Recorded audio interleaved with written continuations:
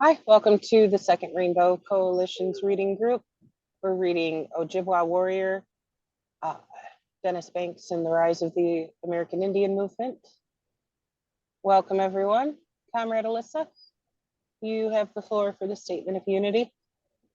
All right, the Statement of Unity for the Second Rainbow Coalition. The preface. The U.S. was founded as a colonial settler state based upon white supremacy and slavery, stealing the lands of indigenous nations, breaking every treaty made with them, and confining them to reservations or concentration camps. As the country became more powerful, the eagle sunk its claws into other nations, making war on Mexico and grabbing its northern territory, invading Cuba, Puerto Rico, Hawaii, and the Philippines, and either annexing them outright or making them colonies or neo-colonies. And in the 20th century, it became a major imperialist power in the world, exploiting both the people within its boundaries and those in every other country, bullying them with military interventions and robbing them of their right to self-determination. As Huey P. Newton stated, we have two enemies to fight, racism and capitalism. Between the two, capitalism is primary. Racism is a byproduct of capitalism.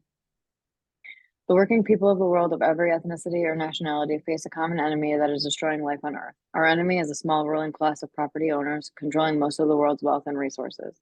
We must have our basic needs met to live a good and meaningful life: food, shelter, healthcare, education, freedom from oppression by the state, and peace with other nations. To obtain these essential things for life, we must have the power to see to it that the abundance that is available is shared equitably. Now, the Statement of Unity for the Second Rainbow Coalition. The legacy of the First Rainbow Coalition dates back to its founding on April 4th, 1969 by the original Black Panther Party, original Young Lords, and Young Patriots organization. A number of other organizations joined this coalition not too long afterwards, such as the American Indian Movement, Brown Berets, Rising Up Angry, the Red Guards, and others. Since the founding of the United States, the masses had developed a number of popular movements that came together to fight back against this capitalistic imperialist system in various ways around particular demands. Nevertheless, none had established a movement quite like the First Rainbow Coalition. This historic movement was the first of its kind that established a model of class struggle like no other. Its charismatic leader, Chairman Fred Hampton of the Illinois chapter of the original Black Panther Party, stated at the end of the day, "We weren't engaged in a race struggle," he said. "It's a class struggle, goddammit." By uniting with the various oppressed ethnicities and masses, they were able to bridge the gap between the various ethnic communities that white supremacy had long sought to keep divided. This class solidarity equipped them with the material basis and class consciousness to see their common class condition, therefore the necessity to form a united front against their common class oppressor, the capitalist imperialist ruling class. The ruling class viewed this as the greatest threat to their class rule and subsequently used their entire repressive force of the state, police, courts, jails, prisons, and intelligence agencies, etc., in order to crush this emerging revolutionary socialist movement. We refounded the Rainbow Coalition on May 14th, 2021, with the intent of upholding the legacy of the original Rainbow Coalition. We believe that this historic example is a model for the united front that will best serve our class liberation. By upholding the 10-point program of the original Black Panther Party, which was subsequently adopted and later expanded by the original Young Lords, Young Patriots organization, and all other Rainbow Coalition members, we establish our programmatic unity. The sixth disciplinary rule that we uphold ties all organizations in our coalition to a common professional discipline. History has bestowed upon our generation a common class mission to fulfill. The representatives of the capitalist imperialist ruling class, represented by the Democratic and Republican Party, cannot liberate us. It is their class intention and interest to uphold our common class oppression. Therefore, it is only we, the oppressed masses of all ethnicities and nationalities, who must build the necessary class solidarity, class consciousness, organizational structures, and a united front that will ultimately liberate ourselves. This is what the Second Rainbow Coalition is committed to. This is the historic mission we intend to fulfill. Dare to struggle, dare to win, all power to the people, and boots on the ground. Power to the people. You want me to read the rules and the list of people, or? I mean, if you want to. Okay. So the six disciplinary rules are that 1, members will conduct themselves in a manner to bring credit to the coalition and will treat others with respect and politeness. 2, members will be sober when on Rainbow Coalition business and will not engage in any criminal activity while a member. 3, no member will engage in violence except in the extremity of self-defense. 4, members will not gossip nor be divisive to the unity of the Second Rainbow Coalition. 5, members will not act as informers or nor work against the purpose of the Second Rainbow Coalition. And 6, nobody is authorized to speak for the Second Rainbow Coalition unless authorized to do so. And we have the New African Black Panther Party, the White Panther Party, the Green Party of New Jersey, Poor People's Army, La Mesa Nacional de Brown Berets, Fury, which is feminist uprising to resist inequality and exploitation, NASO, which is North Alabama School for Organizers, Newer Young Lords, Guardian Rebellion, American Indian Movement, the Northeast Woodland Chapter. Right on. Thank you, comrade. You're welcome. All right, I'm going to go ahead and screen share the book now. There we go. Okay, can everyone see the screen share okay? Yep. Beautiful. Awesome. Chapter 6. We aim not to please. I like the title of this one. Catchy. Things won't ever be the same, and that's what the American Indian Movement is about. We are the shock troops of Indian sovereignty. We intend to raise questions in the minds of all, questions that have gone to sleep in the minds of Indians and non-Indians alike. American Indian Movement is the new warrior class of the century, bound by the bond of the drum, who vote with our bodies instead of with our mouths. Our business is hope. Virgil kills straight, Lakota. Scroll here. The years after Japan were incredibly hard. Friendships that went back a long time helped me survive the Indian ghettos of St. Paul and Minneapolis. Old friends from the boarding school who had gone into the military helped one another hang in there. Guys like Fred Morgan, Bojack, George Mitchell, and Floyd Westerman. As the years went by, we would inevitably run into each other along the way, usually in St. Paul's, quote, Indian town. Life was as tough as could be, but always we kept going. I think all of us rode the rails at one time or another. In those days, jobs were few and far between. Still, we survived, mostly in the slave labor markets of Minneapolis, Chicago, and Milwaukee. Nothing changed our friendships. We supported one another in our struggles, and we laughed a lot of those damned hard times away. We were all drinking in those years, not really caring what the booze was doing to our health, sometimes going on binges for days and even weeks. But when we were together, we had good times. Often we spent the night talking of the old days, laughing and remembering all the crazy things we used to do. We had all served in the military, and during our get-togethers would talk about our boarding school buddies who had never come back from the wars in Korea or Vietnam. Many times we cried. We eventually all lived on 4th Avenue, the center of Indian life in Minneapolis. Every year, the arrival of spring meant the opening of a season for hunting Indians, who provided slave labor for both the Twin Cities and the state of Minnesota. Together with the first robin came the annual renewal of the quota system, which meant that the police had to arrest a certain number of Indians, usually about 200 every week, to provide unpaid labor for the workhouse and various city projects. Every Saturday night at 9 o'clock, the police arrived to conduct their manhunt. You could set your watch by the arrival of the paddy wagons. I'm just going to pause for a second here because a lot of people don't realize that slavery never fucking ended. The 13th Amendment did not end slavery at all. That's it right. Allocated it to the prison system. That's right. That's right. And this shit right here is why we speak out against these fucking quotas, because they apply it in a million different manners, not just arrests, Exactly. tickets to write in order to produce revenue. You know what? I've only ever seen one pig shop, be fucking honest about it, and that's down in Key West, Florida. They literally have a section of the police with their own fucking department. It is the Department of Parking Revenue. And I was like, God damn, at least they're honest. But that's what they fucking exist for, is to produce revenue and to bring bodies in for slaves. Yep. Free fucking slave labor. In fact, if you look at the 13th Amendment, it literally says that slavery that slavery will be used as a punishment for prison. It literally says in the 13th Amendment. It never went away. It was simply transformed into the prison complex, and that's how these and that's these bourgeois thugs. And that's why these bourgeois thugs need to make non-white communities impoverished, to increase to increase crime rates, so that way they can send police over there, incarcerate them, and they use said labor to maximize profit, siphon resources and surplus value from non-white people. That's literally what they do through redlining, defunding, and taking more and more land and more resources to make these non-white communities dependent on these bourgeois thugs and to incarcerate them. That's what they do. Yep. Yep. The system itself literally creates the lumpen proletariat out of that constriction of access to resources so that they can criminalize people to provide themselves with slave labor. And Robert Strong, I see you've got your hand up. Go ahead. Yeah, I'd just like to say publicly that I bore witness of this firsthand when I went into Watts, South LA as a social worker back in the mid-aughts. I went in as this kind of this kid who grew up in church and thought being a social worker was a good way to help the community because I grew up poor too.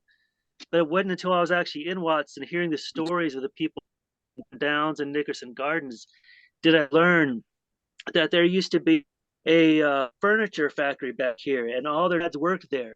Well, the furniture factories closed down.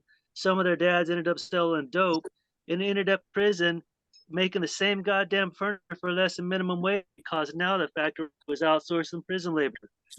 Yep. Not surprised. Just that story is one of the stories that turned me, really, when I found that out. It's so common too, and it's become that much more prevalent with the private prisons too. And it's a double-edged sword because they have a contract with the state saying you must fill this prison, all of its beds in the high 98th percentile, 99th percentile, etc., or else we're going to charge you fines. And the other side of that sword is then they've got contracts with corporations that they are obligated to fill that contract with bodies to provide that slave labor. Comrade Shay, I saw you throw your hand up. What's up? Yeah, I just want to state that when we look at prisons, they're nothing but reflections of society. Nothing but reflections of society. They both reflect each other and rest upon each other. You know, and when I say society, I'm talking about, you know, the common person, you know, people that are everyday workers. They go to work, you know, and then at some point in their lives they get fired, and they turn to the only means of surviving is crime, you know, but the minor crimes, you know, and in the process they wind up in prisons, you know. So prisons are reflections of society. Absolutely. And it's a mirror that all of society needs to take a good hard look in and see just how ugly it can prison be. is society. Keep in mind, Malcolm said also that outside is prison itself. We're living in a prison out here. Well, you know, we don't have bars in front of us, but we have other means that they keep us under control. Yep, this is open air imprisonment under a fucking police state, all the way. I'm not sure who's on the iPhone, but I see you've got your hand up too. I'm guessing this might be Sister Anna. Yes. Hey. Problems getting into the Zoom, but hi everyone. Hello. Regarding to that statement, I believe that the prison system is one big quota system. The reason why I say that is because, you know, when it's coming to people license plates, when they don't pay the insurance, they get bing, or they license are in jeopardy of getting suspended. And then there are the so-called peace officers out there who need to fill their quota for the month, and they will arrest people who don't have the proper insurance, or there's some kind of hiccup with their driving licenses. And if it's a repeated offender, that's when, more points are added where we'll land them into jail, from jail to prison, or be grandfathered into that system. And not only it, allow, I wouldn't say allow, but rank up the number of people to get right into that system of slavery, but it's just providing the disadvantage of people to work at a point where they are incarcerated longer than necessary, and they have what I see as a criminal record that would mess up their lives because of this backwards ass system, just to profit off of free labor. So I really see that it is really a quota system, and it's a poor man quota system, and it's unfortunate, but it's happening, especially in Virginia, in this red state. They call it purple state. No, this is a red state, Virginia area. And you see a lot of people getting arrested behind that, especially when there's a big project going on with the infrastructure, building new bridges, and they need the labor. And they can't get it from other resources or house sources. So what they do is provide their own source, and that is to just bring everybody as much as they can. Yep, exactly. They're literally criminalizing being poor. Like, oh, you don't have the money for new tags, or you don't have the money for keeping your insurance up to date. You're a fucking criminal now. Right. And also personal property. If you don't pay your personal property here in this old Commonwealth state of Virginia, you have a certain amount of months. And if you don't meet that guideline, that's when your insurance will be, not your insurance, but your license will be suspended. And if you drive on a suspended license, you're definitely going to jail. Yep. How the fuck can they pull your driver's license for not paying taxes on personal property? The two aren't even fucking connected. I know, it's called a poor man system, and this Commonwealth don't give a damn. It does not give a damn, because let me tell you, this state is so jacked up. Don't you know they have laws dated back in the 1800s that's still active? Oh, I'm not surprised, but I'm disappointed. Yep, I'm not surprised. Society has changed so fucking much since then. There's probably a lot of shit on the books that it's like, okay, that wasn't even cool for the motherfuckers to have passed back then. It sure as shit shouldn't be applied now, because it's so far out of touch with current society. Absolutely. You cannot curse in the street, or else that's a misdemeanor. Oh, I'd be in fucking jail. It's a whole lot of stupid stuff. Immediately. A whole lot of dumb. Immediately. But matter of fact, I'm going to pull up these stupid guidelines, these stupid ordinances and laws that Virginia has. It's going to blow your mind. It's going to really blow your mind. You're going to laugh at it. That shit's ridiculous. It's fucked up, because they're producing their own recidivism there with that. Yes. Because, like, absolutely. If you're constantly getting hit with fines and jail time and all that shit for being poor, that puts you that much more in the poorhouse, where when you fucking get out of jail, now you got to try to catch up on anything else first and foremost. Like, you might have lost your housing in the meantime, or any other shit that, you've got to get that shit in place before you can even think about trying to get some money to pay for your motherfucking, license fees, or to get your insurance reinstated, or get your new plate tags, all that bullshit. And how the fuck are you going to make that money if you can't drive your own ass to work in the meantime? Because if you're looking at going right the fuck back to jail, right? If you had an apartment, right? Like, you had an apartment, and you're not in your apartment for however long that you're in jail, like, you don't have anywhere to go. Like, it's just the way that I look at it all the time is that if it's a war on poor people, no matter what. Like, if it's not like murder, it's literally just a war on poor people. Like, stopping too far ahead of the line or something along those lines, and now all of a sudden I have to pay you $100 and something. Like, $100 and something to me is a whole lot of fucking money. It ain't shit to you. Like, right. I had to pay I had to pay $440 because I missed my my toll thing for New York. What the fuck is my $400 gonna do for New York City's infrastructure budget? Like, not shit.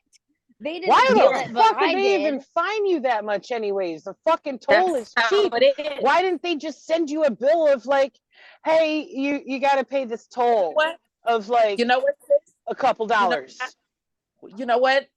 It's the same thing here in this Commonwealth state. Number one, those type of company, they are out of your state.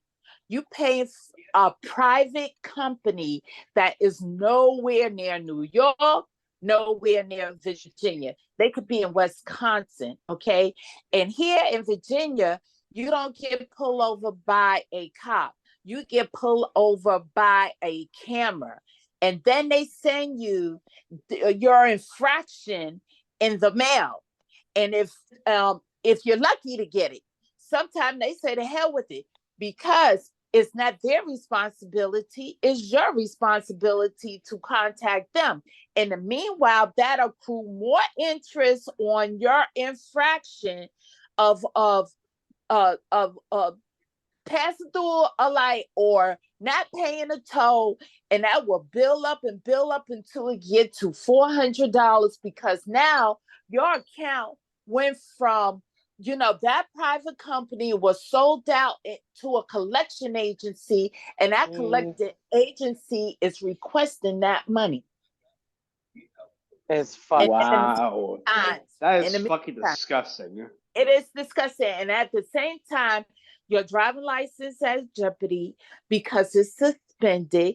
And if you caught, like in this Commonwealth state where everything is spaced the hell out and there's limited transportation where they'll go by light rail that go like 50 miles, up to 50 miles, and that's the end of that. You got to walk the rest of the way, because here in Virginia, there's some areas that don't even have a freaking ass sidewalk. That's it. You have to take the chance of driving without a license, or you probably get hit by trying to walk to your destination, be it work or be it home or be it somewhere. It's a no-win situation, and you will be paying up your ass. I hear you. Where I live, there is no public transit at fucking all. None. Same. And like right now, the city that I live in, like there's been a battle going back and forth, because what they really need to do, because so many people here depend on their bikes then to get around, is put in some fucking bike paths alongside the roads so that people can actually safely get to and fro. And it's like, why would anybody even be against this? But there's pushback from others who probably just don't want to pay the taxes to cover paving those fucking bike paths so that people aren't dying getting hit on the fucking road. You know what? I'm sorry. I just want to make this statement. Even if you ride a bike, it's propelling. That means it's propelling. It's almost like a motor. If you ride a bike, you only allowed to ride a bike on a sidewalk. And I can't understand this in Virginia, where there's some area that does not have a sidewalk. You have to wear a helmet. You have to wear a knee pad. If not, you're not properly in gear. And guess what? You get a ticket. Oh my God, that's fucking dumb. Yeah. A cop will pull you over because of the fact you don't have your helmet. You don't have your knee pads, your elbow pads, you don't have reflectors, and you're driving in the damn ass street when you're supposed to share the sidewalk with the pedestrians. Even though and hell, sometimes there even isn't a sidewalk. So like it's not exactly. So like that's literally the same situation here in Florida, because in Florida we basically have no transit system whatsoever. We don't have any trams. We don't have any trains. We don't have any taxis. We have buses, but they're like extremely distant away from each other. Like you have to walk for like half an hour just to reach a bus station and just wait there until a bus comes. The closest thing we have here to Florida when it comes to public transportation is Uber. Like that's basically all we Mhm. have. All we have here is Uber. And so in states like Florida, having a car is a necessity. Like you Mhm. need a car in order to live here, because if you don't have a car, you're basically trapped here. You literally can't do anything. And guess what? And guess what? And guess what? That is extremely just fucking sucky, especially because with all the shit that's been happening in Florida, with all the anti-trans laws and all the anti-queer laws, a lot of trans people are literally just stuck here because they don't have a car. They're poor, and they're literally just trying to survive here or find a way out. So that way they don't get killed by the fucking by Ron DeSantis' own personal anti-trans police. It's fucking Mm. disgusting as hell. Mm. Shay, Go I'd ahead, seen brother you Shay. poke your head up. Yeah, I just wanted to say, because I was listening earlier to people having problems with taxes or fines or whatever the case was. And you know something, you know what makes me laugh?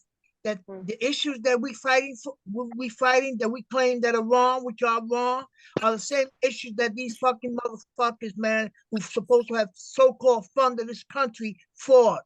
Exactly. They fought Britain because they were being subjected to the same conditions that we today are being subjected to by them. Right. Right. And it's fucking ridiculous. But you got to understand the unspoken fine print of those foundational documents. And when they said all men are created equal, what they really meant was all white, wealthy men are created equal and fuck everybody else. That's So, right. like, it was never intended to work for us anyway. We have victims. Never. We unfortunate victims. Right. Like, these motherfuckers just exist for us to exploit. They're just the labor. Fuck. Women? Ew. What's that? Right? Right? Property. But listen, let me say this. They got a law that, and it's going to blow your mind. Have you ever heard of a law named jaywalking? Mm-hmm. Yep. Now you cross the Fuck street that where one you ain't too. supposed to cross the street, you get a fine or a ticket, or you may go to jail. Right. Right.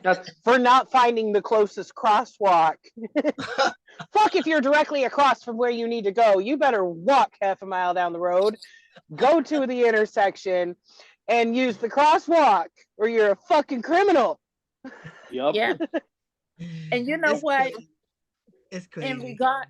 In regarding to what Zen has said, only thing you have to do is look at that Constitution law, read the whole book, just pull it up, and everything is really for the privilege, and that is, for those rich white 1% men.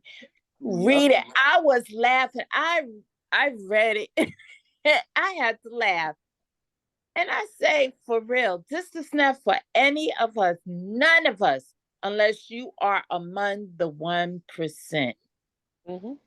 And how they wrote it in is something that most people, might go, and keep moving on, because it doesn't, stand out as extreme what the fuck. But how they have it written in there is that these rights are inherent to landowners. But at that point in time, you know exactly who was the only motherfuckers coming over here getting quote unquote land grants of what was stolen from the tribes. Yep. And it's the wealthy white men. Right. Yep. Nobody else could own property. Really. And even the author from Benjamin Franklin, John Adams, Samuel Adams, Thomas Jefferson, Daniel Webster, read the Preserving the Principle, God and Virtue and Freedom. You're going to really laugh at this shit. Mm-hmm. It has nothing to do with anybody here except for the 1%. Yep. The one, either you have to be a Christian, you have to be 1%, and that's it. Nothing else. Yep. Yep. That bullshit about freedom of religion was only freedom to choose which flavor of Christianity you wanted to practice. And the rest was Yep. otherwise restricted by class, gender, and race. Yep. Go ahead, The Comrade Shay. U.S. And when it comes to Christianity, only the conservatives. Yes. Yeah. And Yes. it say right here, our Constitution Only was the made. conservatives. Yeah, it say our John Adams. Our Constitution was made only for moral and religion people. It is wholly inadequate to the government of any other.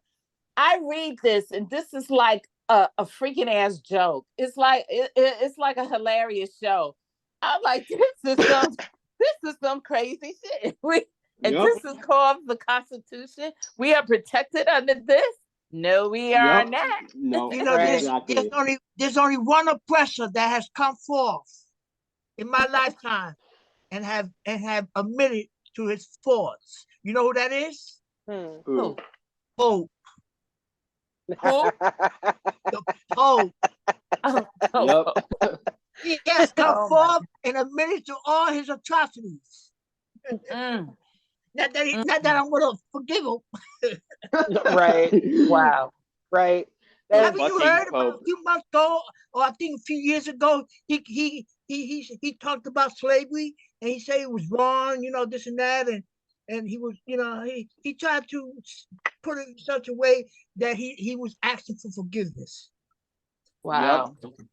Right. And it's no, like even as progressive of a pope as he might be, that's He's still too the Pope. big of a load for him to even try to ask for forgiveness for the entirety of the Catholic Church and all of the slavery, all of the colonization, all of the mass murders, Exactly. all the bullshit, the oppression, the marginalization that fucking organization has imposed upon every fucking part of the world it managed to touch.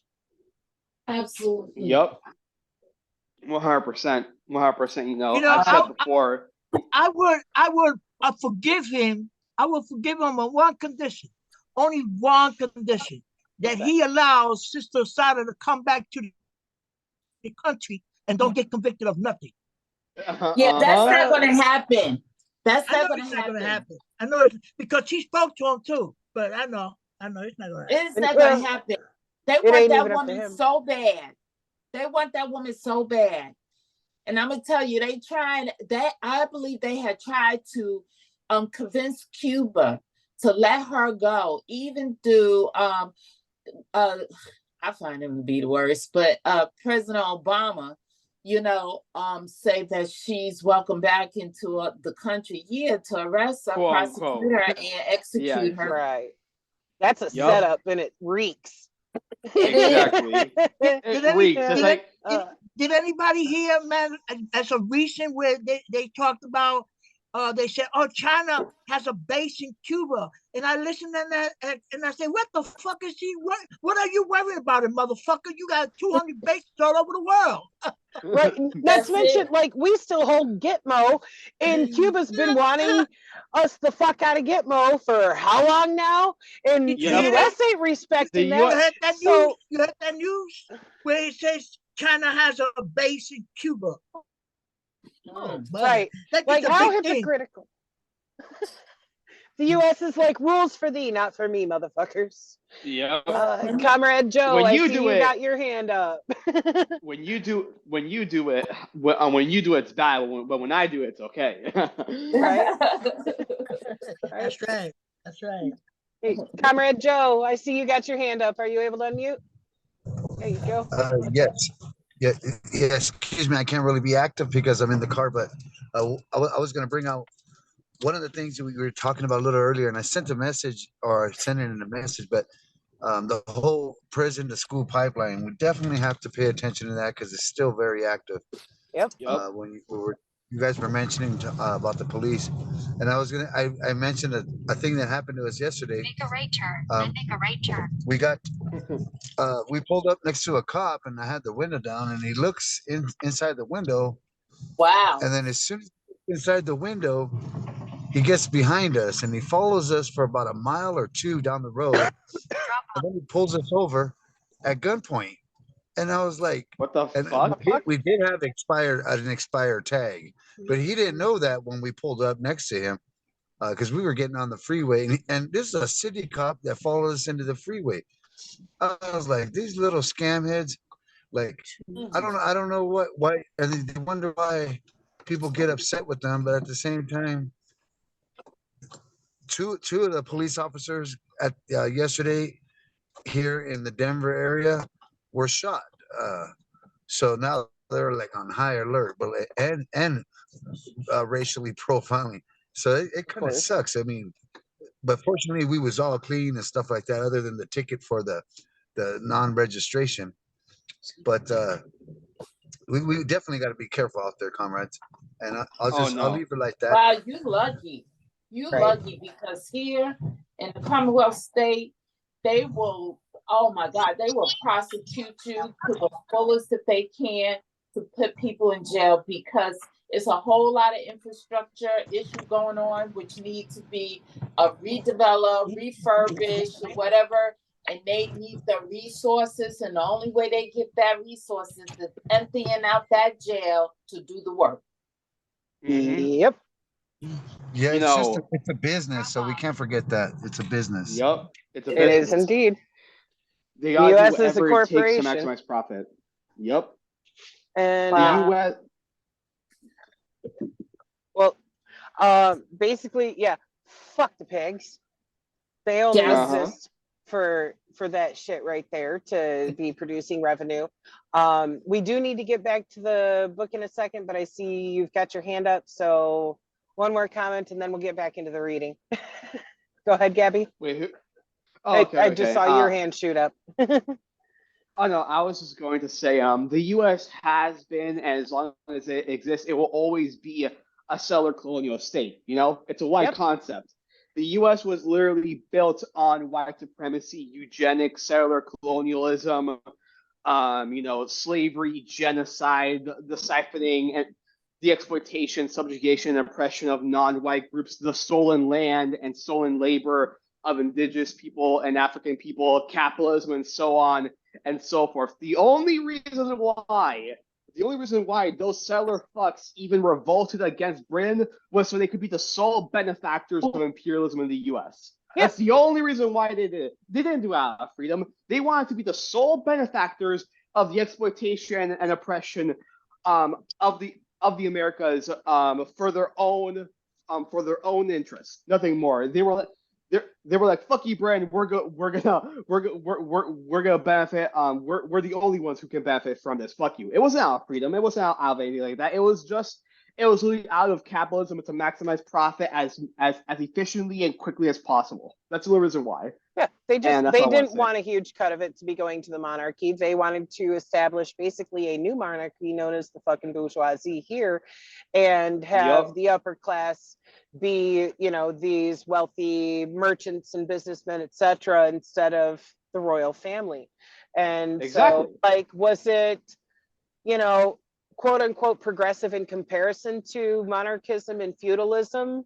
Sure, but was it real liberation? No, only for the people who were already wealthy and wanted to concentrate more wealth into their own fucking hands. It was a new oppressor. That's all it was. It was a new oppressor. Else. And what we're reading right now is showing how that system that was put into fucking place is still doing the same shit hundreds of years later to exploit labor at any fucking means possible. Yep. Beautifully said. Thank you. I tried. All right, so back to the book here. The pigs concentrated on Indian bars. They would bring their paddy wagons around behind a bar and open the back doors. Then they would go around to the front and chase everybody towards the rear. As soon as you went through the back door, you were in the paddy wagon. The cops' favorite targets were Bud's Bar on Franklin Avenue and the Corral, which was less than 100 yards away. They rounded us up like cattle and booked us on, quote, drunk and disorderly charges, even if we were neither. During the early 60s, I got caught in that dragnet maybe 25 times. Monday mornings, I would sometimes end up at the workhouse, or they would put me to work on a farm. Once this happened to me 3 weekends in a row. I would go back to the same bar and get caught again. We were sent out to clean up stadiums and the convention center, which would take 2 or 3 days. Then they would tell us, okay, you guys, you can be released now. If that don't fucking tell you what their goals and purposes are there. It took me a while to realize that the police raided only the Indian bars and never the white ones. For Indians, doing time in jail is almost a traditional rite of passage. About 1% of the Minnesota population is American Indian, but more than 1/3 of all prison inmates in the state are Indians.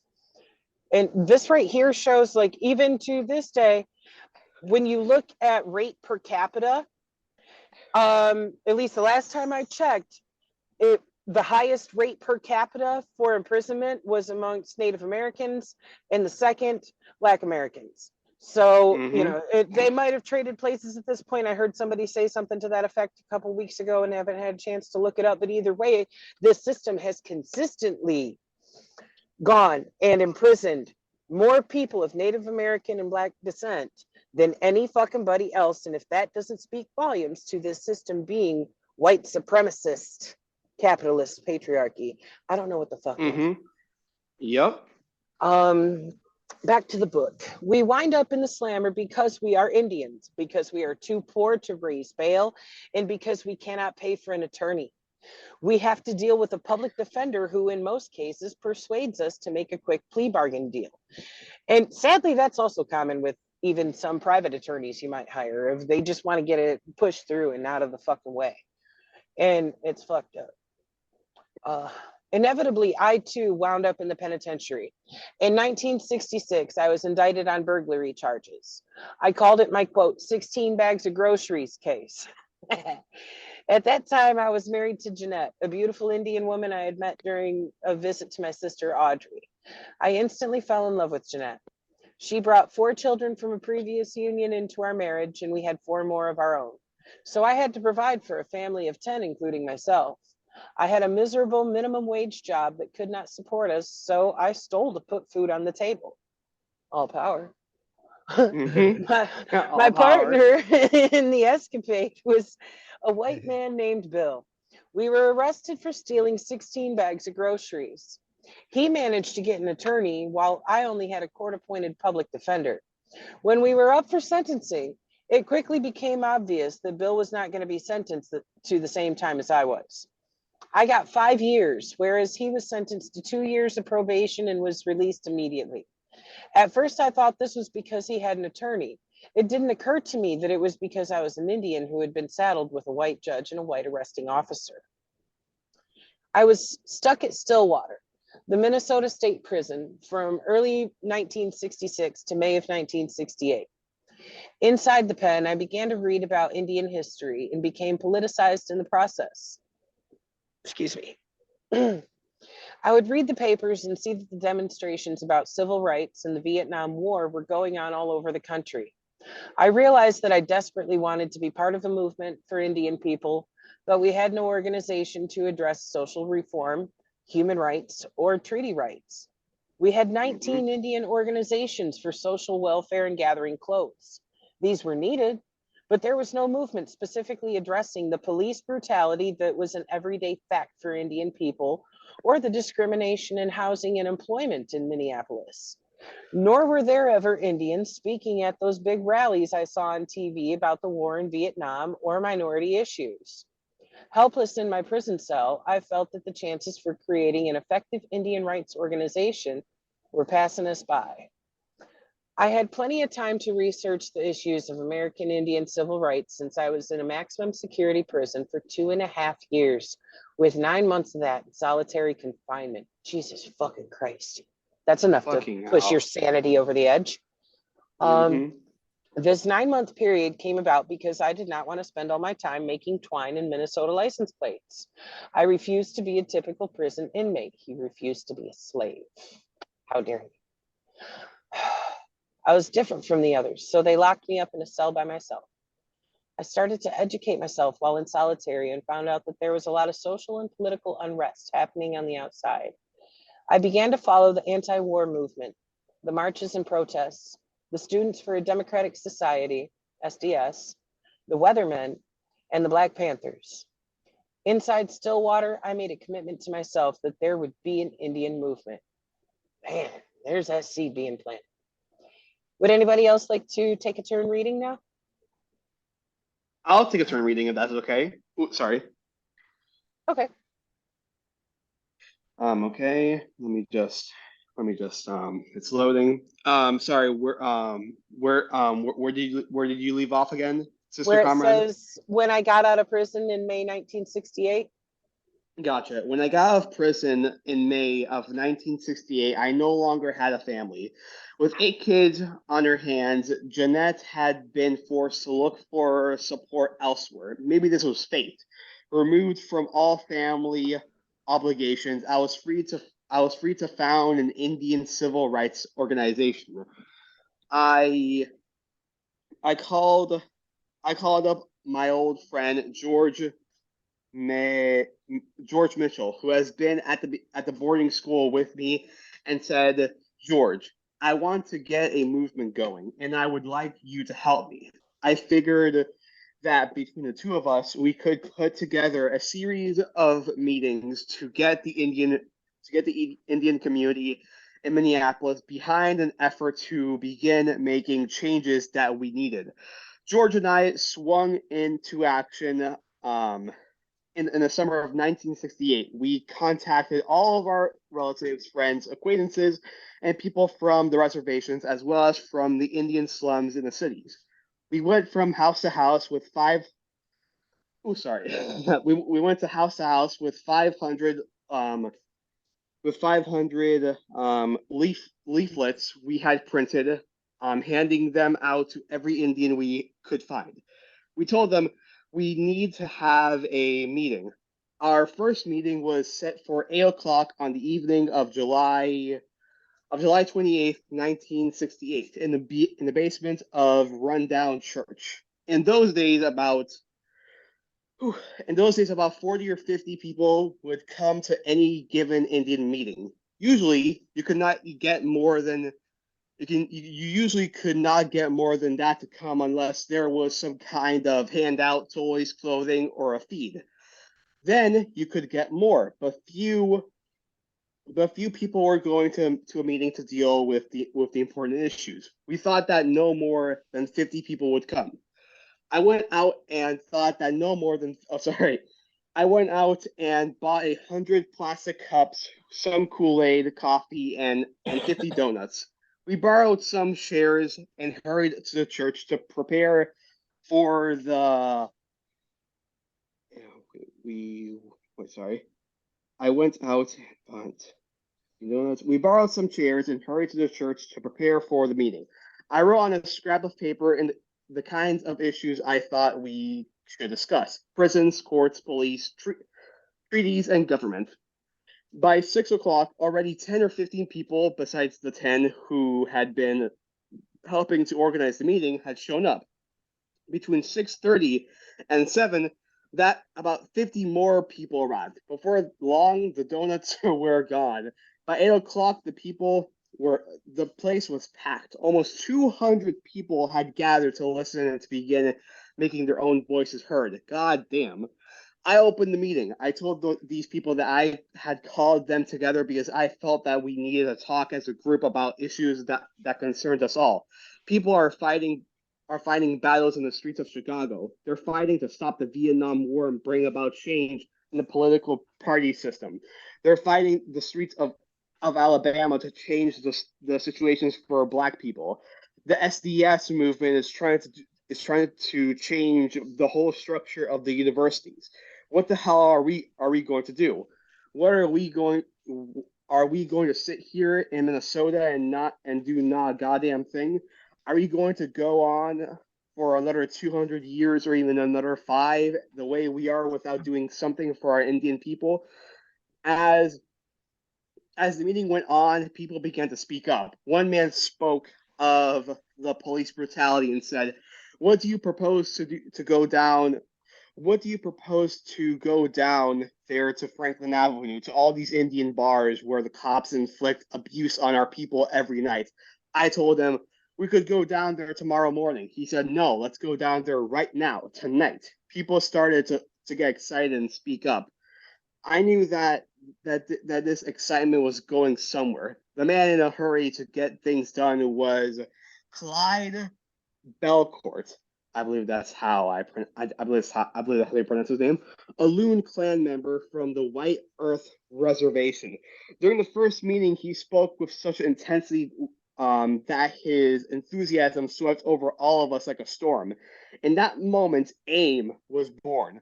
I said, our top priority is to do something about the police brutality that is going on every day. Tomorrow, we will start our protests. Hell no, said Clyde. We start right now, this evening.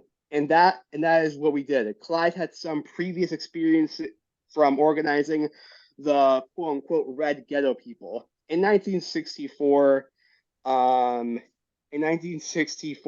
Minneapolis, we immediately made Clyde the first chairman of AIM. I became the field director, together with George Mitchell, Harold Goodsky, and a number of determined women, among them Frances Fairbanks and Gurley Brown. We formed AIM. We had an organization, but we did not yet have a name for it. George Mitchell came up with Concerned Indian Americans, and for a short time, we went with that until somebody pointed out that the initials spelled CIA. Yeah, Oops. yeah, yep, whoopsies. We had to find a better name for our newborn organization. During one of our first meetings, a woman stood up and said, "You always aim to do this and do that. Why don't we just call ourselves AIM?" Clyde, George, and I came up with a number of names that had the word movement in them. We finally settled on American Indian Movement. There was great enthusiasm to get our meetings going. We were on a roll. The people wanted action, and our first priority was to deal with the police brutality. In Minneapolis, only 10% of the population was Indian, but 70% of the inmates in the city's jails were our people. God fucking damn, that is disgusting. Wow. Jesus. That's what I'm talking about, of that fucking arrest rate and imprisonment rate being the highest per capita. There you see it in black and white. 70% of the inmates. Jesus. Like I said, segregation never ended in the U.S. There are so many resources that non-white communities have that that other communities which are probably white have. Like, it is just disgusting. Anyways, we painted three old. I think this is where I was. We painted three old cars red. Clyde had one, George had one, and I had the other. With these cars, we immediately established an Indian patrol to prevent the police from further harassing our people. It's fine. We patterned it after the patrol created by the Black Panthers in Oakland. Right fucking on. Hell yeah. I rejected violence in some of the methods involving force adopted by the Panthers, but I knew that AIM would do what we had to do to achieve our ends. A cartoon that had been taped on one of the desks in the AIM office around the time showed Dennis the Menace running around the room with a fly swatter. He had a look of determination and apparently used this little weapon of his with a minimum of success. The caption read, "Aim, Dennis, aim." It was a reminder to me of the need to reconcile the issues of nonviolence with our determination to achieve our goals. As AIM began to work as a group, raising questions that had been dormant in our minds and hearts of Indian and non-Indian people alike, we questioned our beliefs about necessary violence and whether we should arm ourselves. I didn't want AIM to be seen as a group that advocated violence, but on the other hand, I felt that our people should not face heavily armed racist cops empty-handed. There was just too much evidence of racism in the streets, and sometimes a show of strength can actually prevent violence. Racism was considered by by most Americans to be only a quote unquote black/white issue, a view that ignored the Indian as a significant minority. AIM went to the chief of police to point out the particular brutality towards Native people in the streets of Minneapolis. He said, "Nah, there's no racism here." Of course, he would fucking say that. Fucking hell. Like if you just Nah. deny it and pretend, that makes it true, right? If That you just stop alters talking about it, reality. Right. if you just stop talking about it, it'll just go away, guys. I promise you. How liberal of them. How liberalism works. Guys, just stop talking about how you're oppressed and you'll stop being oppressed. That's how reality works, guys. Trust me. Jesus fucking Christ. We told them we can prove it. We told him we can prove it to you. We will bring you films and photographs that show your people using excessive force all the time and acting in a sadistic way. We bought walkie-talkies and began wearing identical red berets to that so that we were easily identifiable to other Indian people. We got into our red cars and drove down to the bars where we stationed ourselves at the front doors. When the police turned onto Franklin Avenue, we would yell, "Here they come." We had 2 cameras to film footage of the police storming into the bars, rounding up people, making arrests indiscriminately, and hitting people with their nightsticks. We shot the scene from inside our cars, always taking care to avoid being noticed by the cops. We then had evidence on film and tape that the cops only rounded up Indians and not a single white person. Later, the booking sergeant confirmed that what we already knew. 150 Indians had been arrested that weekend. Fucking hell, 150. That's a lot of free labor. Yep. And just on that weekend alone, imagine on the weekdays. God fucking damn. Our next step was to empty out those 2 bars just before the police would arrive. We pulled out the drunk patrons and gave them rides home. By the time the police arrived, there was nobody left to arrest. After we started our red car patrol, the number of arrests dropped dramatically. That's how you provide for your community. Yep, That's how you good provide for your praxis fucking right community. there. Yep. Like Fred Hampton said, praxis is cool, but praxis without like what Fred Hampton said, theory is cool, but theory without practice ain't shit. Beautifully. You gotta have both of them. They go hand in hand together. You know, the education without praxis is empty, and praxis without education is blind. Yep. Wait, where was I again? Sorry. Where it says at our first meeting, that paragraph here, I'll scroll that up to the top of the page there. There you go. Thank you. At our first meeting, we had nearly 200 people show up. 2 years later, AIM's membership had grown to 5,000. Damn. By 1973, there were 79 chapters, 8 of which were in Canada. God damn, 79 chapters. I think that was more. I think they had more chapters than the original Black Panther Party. I think. I'm not sure. I'd have to look it up. Or maybe I'm mistaken. The damn. Yeah, I think so. Yeah, I think so. This tells you that people are tired. People are exhausted of what's happening, and it's a reflection of what's happening now. You know, not to take away from what we're reading about, but it's a whole lot that's going on. And I'm gonna tell you, we really got to, form together, because July 1st, I'm gonna tell you now, if you don't know what oppression is, July the 1st, we are going to be hit where all of our money going to that federal pay now.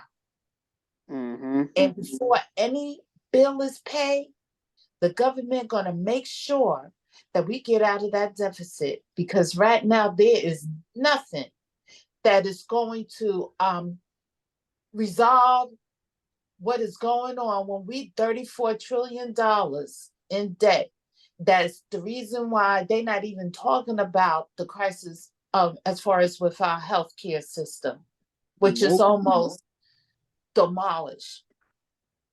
But we're going to face that fact, and we got to get together, because people are really tired. And if you got people from Canada all the way down to the States, you know, based on this man's journey, it is going to, man, he's just showing you that we are just forming right into a big, big issue that's going to explode, and it's coming pretty soon. Because look at the quality of air. This don't make no sense. And I bet you, I wouldn't be surprised. We're going to end up paying for it. I don't know if y'all ever seen, this is before everybody lifetime, but when I was a young kid, there's a movie called Soylent Green. And my father, I couldn't understand, and I wish I would have I have to look at it again. But that has a whole lot of messages in there that reflect on what is happening now. Beautifully said. Exactly. Because everything I've said before, and I'll say again, everything has to do with politics. Everything is influenced by politics. The very air we breathe is influenced by politics. The streets that we walk on is influenced by politics. Hell, our language is influenced by politics. Everything is influenced by politics. And the more we analyze our materialistic conditions and why things are the way they are through a dialectical and scientific analysis, and we implement that analysis through theory, through action, through praxis, that's when change is gonna come. So yeah. Well, we have to do something pretty soon. Honestly. We sure do. I don't know how y'all feel, and I'm not being pessimistic, but I want to be realistic about this. Something doesn't feel right in my spirit. It really doesn't. It shouldn't. Look at the shit we're living in. Yep. Like if you ain't feeling that something's off, you're not paying attention. Yeah, exactly. You know? Do y'all think the FASH are going to make directed attacks next week when Trump gets indicted? Because most definitely. And out here we're getting slapped, you know. What kind of stuff you guys seen on the ground with the FASH actually making hits? Right. But you know what? As far as with Trump is concerned, let me just say this. It's going to be really weird to see that man in jail. But I'm going to tell you what, you know, because his whole family's none but straight up criminals. I bet you his family will be out the United States living in Russia and in surrounding areas before anything come down on his kids. Anything. They will not be here. Now, as far as his wife, he probably leave her ass behind. You know what I'm saying? But we know if anything, he gonna set her ass up. But anybody else, he gonna get them out. And then that's when Russia is going to have that missile, and China going to have that missile and aim it right out our asses. Matter of fact, China say now we need to mind our business. America need to mind their business. So that's a warning right there. Let me say this, man, because it was said already. I think I think Gabby said it. Everything is governed by politics. Yes. Trump is not going to get indicted. Don't believe that. Of course. He's not going to get indicted. You know why he's not going to get indicted? Because this is the man. This is one of the people who has more money than everybody else. Yep. He's gonna buy out the courts. That's what he's gonna do. The judges. See, all this is not but a circus, man. That's all it is. It's not but a circus, because it's adding up towards all of a sudden, there's 6 indictments coming down for Trump. All of a sudden, out of where was the 6 indictments before? They were hitting. Now they're coming out, and later on, everybody's gonna talk about it and they're gonna forget about it, and that's how it goes. Right. In the meantime, you know, the American people are absent-minded. No, and a lot of them don't even include all of us, because we absent-minded, man. We remember what the media is doing, and then we forget it. But look what the media is doing. The media is keeping us distracted. If it's not about I would say the teasers about what's going on in the world of politics and crime, like Trump, I swear they will go straight up on the love life and the relationship of these doggone celebrities. Now they talk about how, what's her name? Khalees and Bill Murray. Who the hell cares what goes on with them? Now that's the biggest damn ass, celebrity, relationship that everybody looking into now, and if y'all don't know who Khalees is, she was Nas' former wife and the mother. I have no idea who she is. Her milkshake brings all the boys to the yard. Man, if I get a milkshake out in my yard, it's just gonna curdle, okay? That's it. Listen, that's what she said, okay? That's what I was told, all right? I was around when that song came out, all right? Exactly what Comrade Che was saying. Trump is not gonna get indicted. The GOP and the right are just gonna use this to bolster white supremacist groups. That's what they're gonna do. They're going to embolden and rally their little fucking white supremacist groups. And if any, politics. Yep. That's and all. if anything, I'm willing to bet that Ron DeSantis is going to use this to better his chances on getting elected. That's what I'm betting on. He may get elected. And he may get elected. Exactly. But see, the whole point is there's people behind the scenes that are controlling the whole mechanism of politics of elections, and you don't even see them. Exactly. So people behind the scenes right now dictating exactly what's going to happen, when it's going to happen. See, they already know who the president is. We don't know, but they know. Exactly. The president has already been selected. Exactly. Now, that whole thing about voting, that's not but game, exactly. Man. That's not but exactly because to show the world that we are democratic. Exactly. And hell, we don't even vote for the president. The Electoral College votes who the next fucking president is. It's just so funny because when the founding fathers implemented the fucking the Electoral College, they did not give a fuck. Yep, exactly. They did not give a single flying fuck about quote unquote democracy or whatever. They just wanted to up their chances to maximize profit and trick the masses in thinking that they live in a democracy when the only democracy that we live in is the bourgeois democracy, when we're only the bourgeois benefit from society and no one else. Yep, because they think we don't have sense. Yep. They think we can't make informed decisions on the president. Yep. Well, the thing is, they feign, being inept, they actually carry out being inept by feigning like ignorance and whatnot. And in this situation, this is something I was talking with my uncle about the other day too, that these motherfuckers, given the privileges that they have as the bourgeoisie, have every option to just be like, la, la, la, la, la, and either pretend that they don't know the 14th Amendment or fucking ignore it altogether. Because paragraph 3 of the 14th Amendment states that if you've participated in an insurrection, then you cannot go and run for offices such as president afterwards. And I guarantee you these motherfuckers are going to try to ignore this and run this motherfucker again. Yep. If it was one of us involved in these indictments, where we would have been right now? We would have been in jail. Yep. Already convicted, sent the fuck up further, you would have been gone. You would be working somewhere on a fucking chain gang, providing fuck knows what corporation with some free slave labor. But not Trump. He's still shitting on his gold toilet at his fucking golf course. But that's okay for what's happening to Trump. You know why? Because the more exposure, the more enlightening people become. People are waking up to this shit, man. They're starting to say, wow. People starting to say, wow, man. Like the Panthers were right. The White Panthers were right.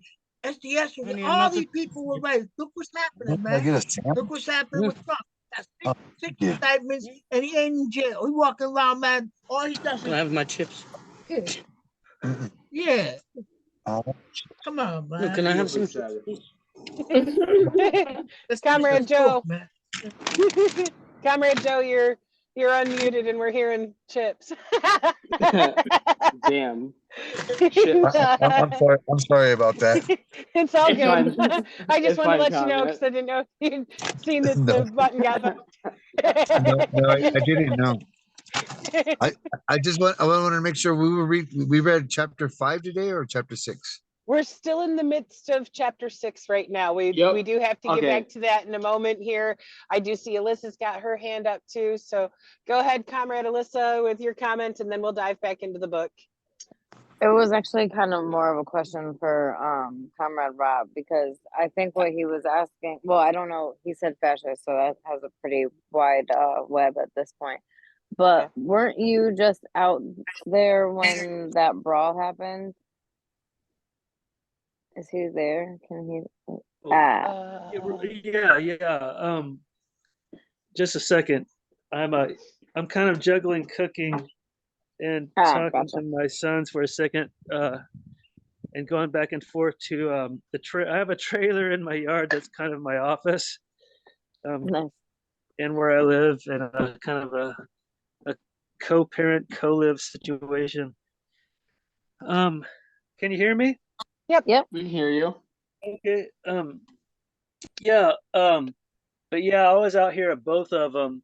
The first one, I almost got assault with a deadly weapon because I used a stick to try to get a mob off of this guy that they were trampling unconscious.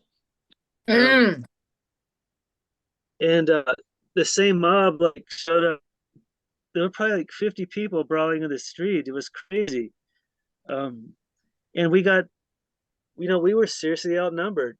It was like all the Proud Boys from Bakersfield and Fresno and Redlands came in to join the Armenian mafia and stomping on all the queer folk and the people trying to protect them. The pastor that I was there doing security for, Kovac, was there, and he was trying to do this thing. I have mad respect for a pacifist who's like actually out there on the front lines being a pacifist, and he's out there like doing his thing, like praying and trying to talk to people and stuff, and he gets maced by one of those fuckers. And then my homie, he was actually a social worker with me at one point. He quit like actually before I got fired. He quit voluntarily. But he's also a war vet. But he was like fighting off this other group when his wife got sucker punched by this dude. And Wow. Fucking man, hell. so he's that guy's going to get it from both sides. He's going to get it from the vets on both sides when they catch him. But it's kind of crazy. I'm a little bit worried that if shit goes left with Trump, that like they're doxing some of us, and like yeah, it could really potentially start popping, so. Oh no, yeah. But I have some buddies who are part of another local mouse cadre who are wanting to actually join the UPM, and a couple of them are gonna be staying here with me, and that's gonna provide extra security, so that's cool. That's what's up. That's good. That's Yeah, so it's needed. like, I mean, because that's really what I think a lot of people, like, we are so separated, even just like in our own states, never mind like literally being across the country from each other. But like we don't necessarily hear these stories, but like there's been times where like we've had guns pulled on us at like Trump rallies and stuff like that, even in little old Connecticut. Yeah. You know what I'm saying? So like Wow. we definitely do, and like I know that Trisha knows, but like there's those people are paying attention. They're not necessarily paying attention. I don't think that they're necessarily paying attention to each individual one of us, but they're paying attention to whatever rallies are going on. You know what I mean? They're doing flyer drops, and they're being organized and all of that kind of stuff. And for whatever reason it is, they just fucking hate us. The mega churches are their feeding groups now, because the mega churches these people that are so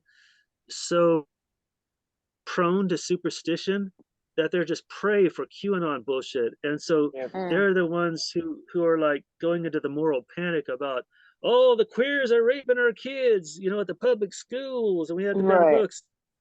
And so the boys are using these big mega churches as their feeder groups now. And some of them are people like the Armenian community who already have a very intense culture of trauma because of the genocide that happened, and so they have that going. So when they respond as a community, there's this almost reflexive like intensity, and yeah, it's a weird situation culturally because fascist, we have our Rainbow Coalition, but as it turns out, the fascists have their own sort of intersectional fascism. Mm-hmm. Yeah. Mhm. They've And basically it's white supremacy. Mhm. Yeah. They And, like, basically built people a get so coalition. confused. Correct. They get so confused because they're like, well, like these people aren't necessarily all white or whatever. And I'm like, no, like you don't have to be a white skin to be a white supremacist. Right. Like Yep. Oh, there's Anyone that's can be white definitely- supremacist. Honey, I know some black white supremacists. Mhm. Yep. We were just The talking black about one nationalists. earlier. Kanye West. Kanye West. Yeah. Mhm. but it's I think he's go ahead, Susan. like I think he's on the deep end. I think it's a whole lot of void with that guy. Yo, I really think it's a whole lot of void with that guy. He's very imagine if Kanye West was our president. Oh my. Oh no. Fucking hell. We'll be in war. Right. This is a man who says that he loves Hitler, okay? Like Fucking huge red flag. Red flag on the fucking playing field.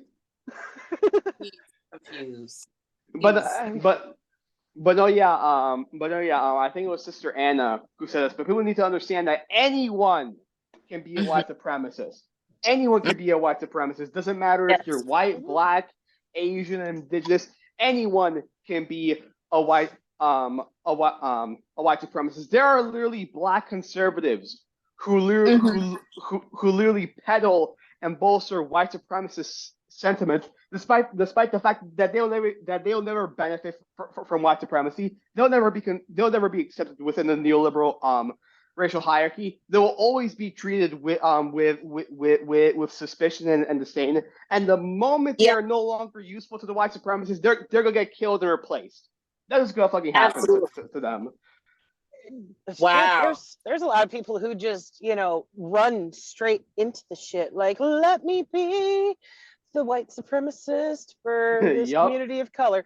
There is a dude in fucking New Jersey, a black man who drives a fucking car. I forget what model is, a Ford something, that is decked out like the General Lee, covered in fucking Confederate flag shit and like all kinds of crazy ass fucking stickers on the back and shit. And it's like, what the hell, you Uncle Ruckus ass motherfucker? Why are you driving that?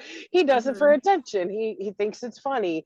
A couple of my comrades have actually met him, and like, we're like, what the fuck are you even doing, man? You are a black man driving a white supremacy car. Some of them say that they're not black. Would you believe that? Some of them believe they are not black. Like there is this one Trump supporter, matter of fact, I'm gonna find a video and I'm gonna put it on my page. I gotta search for it.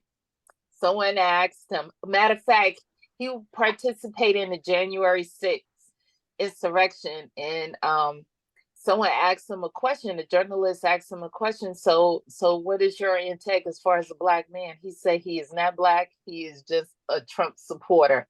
Bro, what? It's the guy who got the longest sentence. He got 5 years in prison for being for participating in that. The longest of anybody, even a Proud Boy. Leader, he got the longest. He say he is not black. Sister Anna, wow. Sister Anna, you know what? Sister Anna. You know what that reminds me of, Sister Anna? You know what that reminds me of? And it What's correlates. That reminds me. I don't know if y'all know, but the Nazis, the fucking Yes. Nazis, associated communism with being a fucking race. Like, like that's what that shit reminds me of. It's getting to the point where literal ideologies, are being portrayed as if they're a fucking race to bolster white supremacist groups. Like, it's just wild.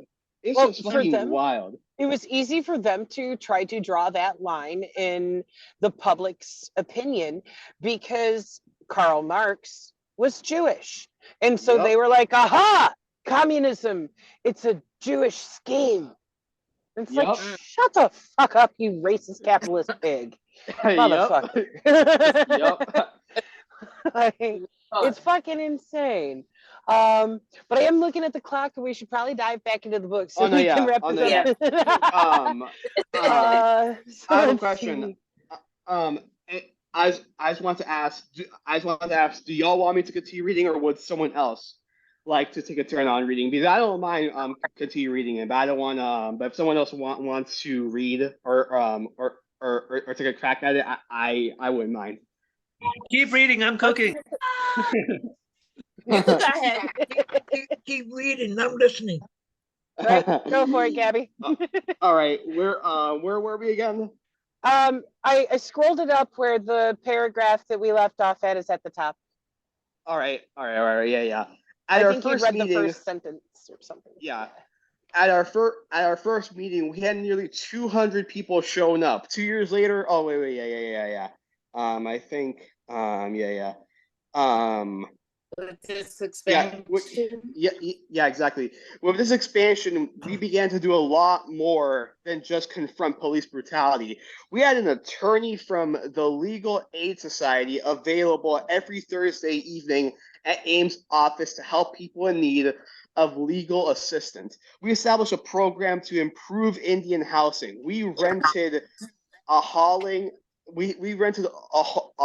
trailer to help Indian families move. We improved communication between Indian and non-Indian communities. AIM set up its own radio program on station KUXL to broadcast news of Indian concern. The station has published its own bi-monthly newsletter. Eventually, we established our own alternative school for Indian kids, the Red Schoolhouse. Fuck yeah. All power. Minneapolis became too small for AIM. In 1969, we took part in a national education conference. One young man came up to me and asked if I would go to Cleveland and make a presentation in the Indian Center. His name was Russell Means. Comrade Che, I think you were asking about him. Yeah, I told him I would. Some month later, we formed the Cleveland chapter of AIM. According to Russell, he asked me, "What can I do to join AIM?" I answered, "You just did." You're in, bro. Yep. That's how Russell remembered it. He was an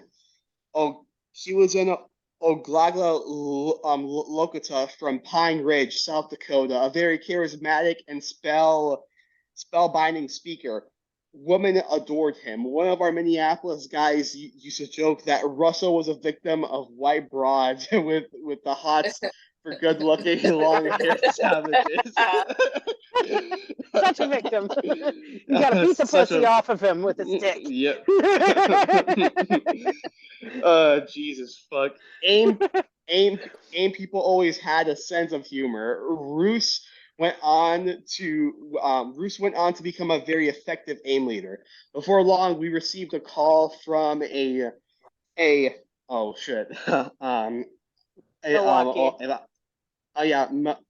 Milwaukee. Yep. Milwaukee man who said he wanted to set up an AIM chapter in that city. He was Herb Paulus and Oneida. God, if only I. Or Oneida. Thank you. You're welcome. Oh, and Oneida of the Six Nations of the Iroquois Confederation. If only I had some Comrade Sally here. Of the Iroquois Confederation, Herb. Herb soon took on a leadership role, and we became lifelong friends. AIM had begun to spread out to become a nationwide organization. As an AIM leader, I was in the public eye. People looked up to me. I was quote unquote news, but I was still hitting the bottle. I stopped drinking on New Year's morning of 1970 after having gone through a terrible night of DTS. It was snowing and I had come home early. It was the worst night of my life. I felt as though I had done nothing worthwhile in my life, that my image as an Indian civil rights leader was a sham. The thought of what booze was doing to my mind and body overwhelmed me. I had been having terrible nightmares. The whole night I lay on the floor thinking that I was going to die, that this was the end. I started to pray to every god I could think of. I prayed to Buddha, to Rama.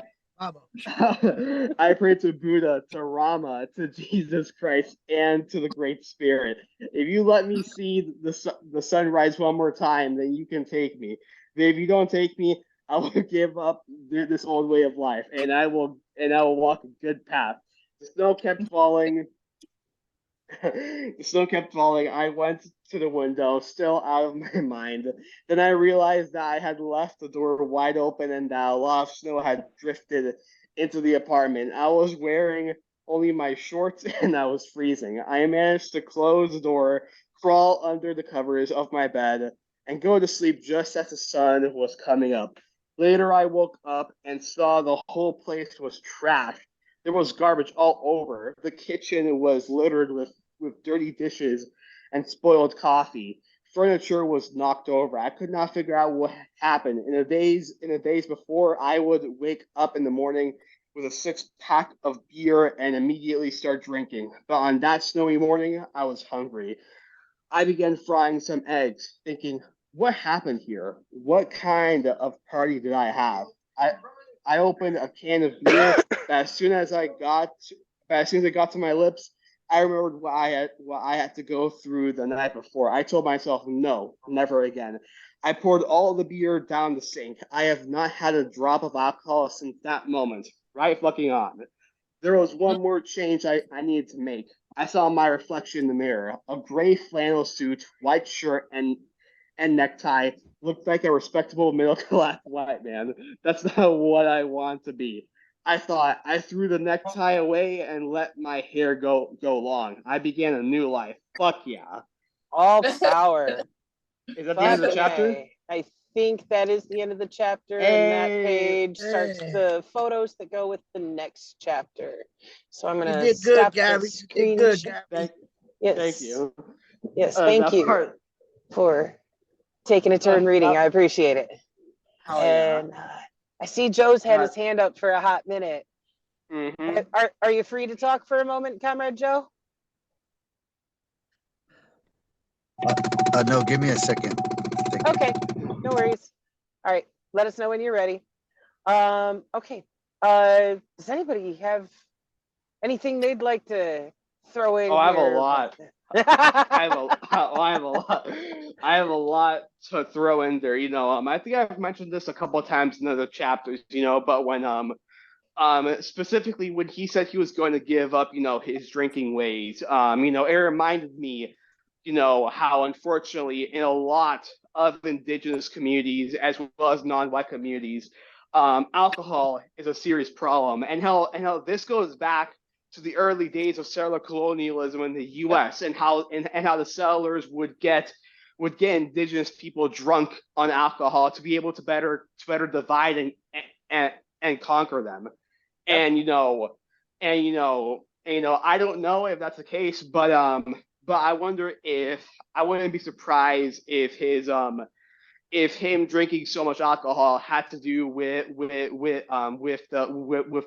the generations of generations of the U.S. making indigenous communities addicted to alcohol to better oppress and exploit them. You know, it's fucking Probably. disgusting. And a lot of it Most likely. also going back to generational trauma too, because Yep. heavy drinking is one of the ways that, you know, people with PTSD will self-medicate to try to numb that. And it's a vicious cycle that fucking feeds itself. It Yep. is. It is, especially it targets a lot of oppressed and low-income communities. Because if you look, if it's not a church on the corner, you best guarantee it's a Party liquor store. that's the next corner, you know, and that's all it comes down to. Because one of the biggest problems, and I'm sure Dr. Robert can agree, the biggest problem is in America is that if we are not addicted to sugar, salt, we are addicted to alcohol, Coke, or Yep. what else? What else? It's these things that we are addicted to. Cigarettes. And this is what America, invests in to make a business to profit off of. And it's Exactly. based on our miseries and Exactly. And then they hell, want to judge us for drinking or smoking weed or smoking Right, cigarettes. and Like, maybe send you you to wouldn't be so jail. poor if you Send didn't you to spend a few jail. bucks a day on those things. And it's like, fuck off. I will drink and smoke what I want to deal with life in this Huh? shit show. They want to get you addicted, and then they want to send you to jail because you are addicted. Yep. Right. Yep. In fact, no knock warrants specifically came up from the war on drugs. They specifically Yeah. they Because you know the specific. reason? Oh, sorry. Because they used to go into the projects, and they used to bam around the doors and try to do a sweeper for a lot of people who have felons arrest that's in a project. Because in a project you have like 10 generations of families that live there, and these consist of single female families who also have boyfriends who have freckles, and they will do a sweep up and call it a different operation, especially during the summertime. They will clean that off. That's why, they, go forward with that no not arrest thing. And that Yep. will cause the life of Brianna, where her birthday Yep. just passed, I believe May the 30th, if I'm not mistaken. She would have been 30 years old, I believe, if she was Right. still alive or something along those lines. Yeah, she would have been a nurse by now. Yep. Yeah, but that's It's that's just- that's Yep, it's just real depressing, and especially nowadays, oftentimes addictions don't just come in blatant forms like alcohol or drugs or cigarette. They come in more subtle forms, and guess what? One of those subtle forms, fast food restaurants. Fast food restaurants. yes. Fast food restaurants are specifically designed to be as addictive and unhealthy as possible to get people hooked on that shit. And a lot of people don't realize just how insidious the fast food industry is when it comes to non-white communities. They will specifically put fast food restaurants all over non-white communities because guess what? Because guess what? A lot of those communities are impoverished due to redlining, the racial hierarchy, and defunding. So a lot of families within those communities have no other choice but to go to those fast food restaurants to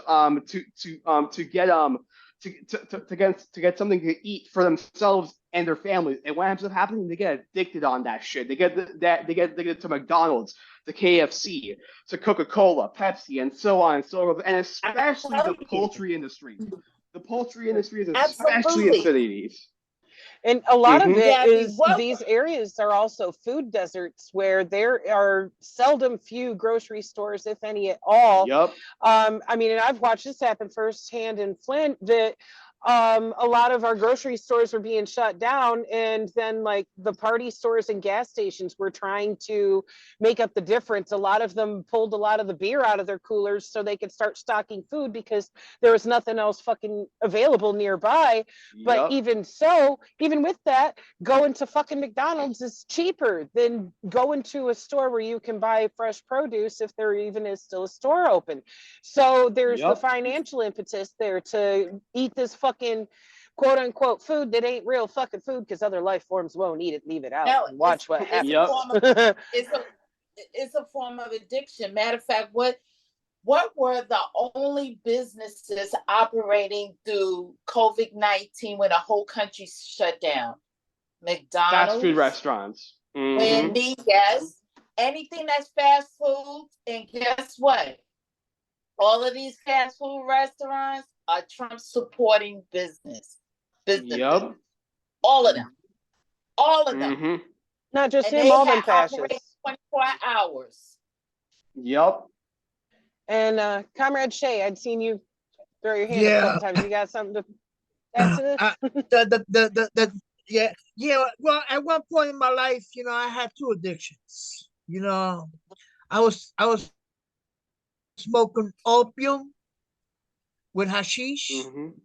I used to put it together, and that was good stuff. I'm talking about back in the '60s, man. That was some real shit. I used to smoke like seven joints a day, and go to work. Oh my God. Then I got You know what? caught up in yeah.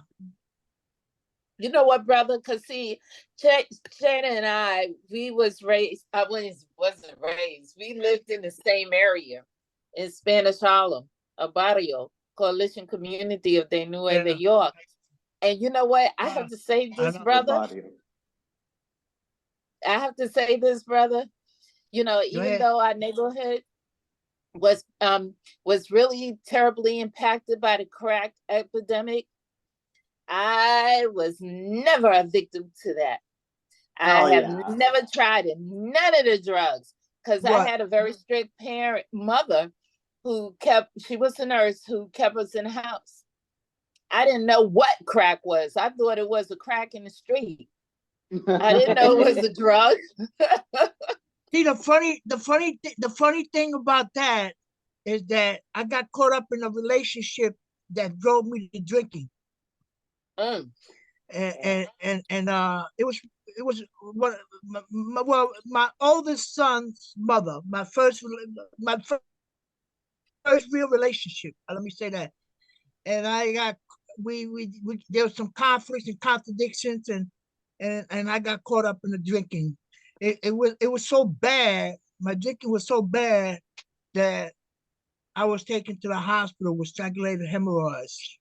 That's how bad it was. Oh no. And I stood in the hospital almost 2 weeks.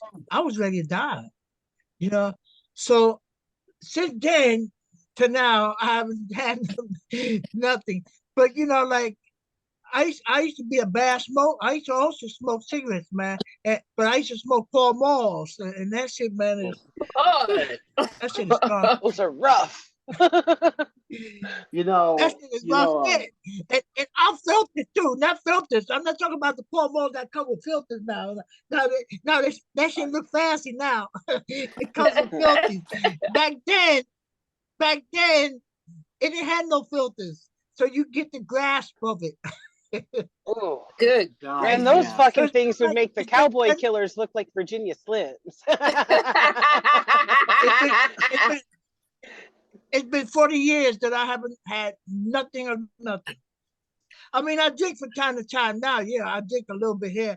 I drink rum, but I have control of it. Because after all, man, how could a counselor, and I was a counselor, I was an alcoholic counselor, get caught up in that situation? But you know what I say to that? A dentist needs to go to a dentist when he needs his teeth fixed. Yup. Right. A doctor has to go to another doctor when they got issues. A psychiatrist has to go to another psychiatrist when they got issues. And I had to go to another situation to deal with my problems. Mm-hmm. Yep. But I dealt with them, you know. But Oh, you know. addiction ain't no joke, man. Yep. It Hell no, ain't. it's not. I see You know Comrade why? Joe. I see Comrade Joe's back with us. Are you able to talk now? Hey, Conrad. Hey, Sister Anna. Yes, I'm able to talk. I wanted to bring up. Well, I have a summary for chapter 6, but first I wanted to bring up something that was sent to me through a Brown Berets chat group, and with and I don't know which comrades of y'all know of this, or Sister Anna, if you guys speak on this. Cornell West running for president as a third party, and I'm not. I was at work, so I didn't get to really listen to all of it. But it's a third party African group, and what is there any take on that? Because he's saying he wants to end the Ukraine war and taking on the corporate duopoly of the Dems and the GOP. Has anybody else heard of this? Because I just learned about it. I just learned about it, so I'm gonna look into it. But I know one thing, that the Republicans are, building I would say a big force in which they're gonna do and see what they can for a Republican president to happen.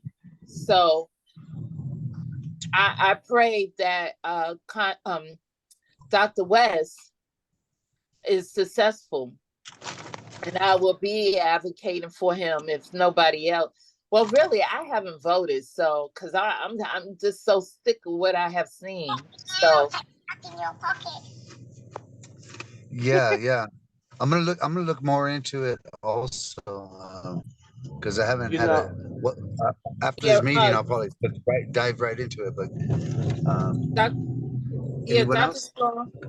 I think Dr. Strong have put something in the chat that he loves Dr. West. You want to add something, Dr. Strong?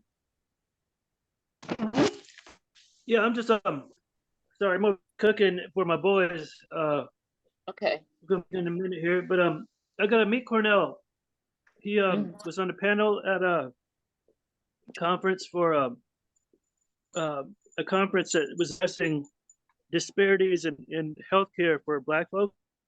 Mm-hmm. And my question, they allowed me to address the panel. They selected from questions that people presented and stuff.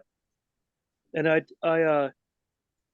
told him about, the situation that I kind of committed cultural suicide over was when I was working as a county healthcare professional, and the county used my client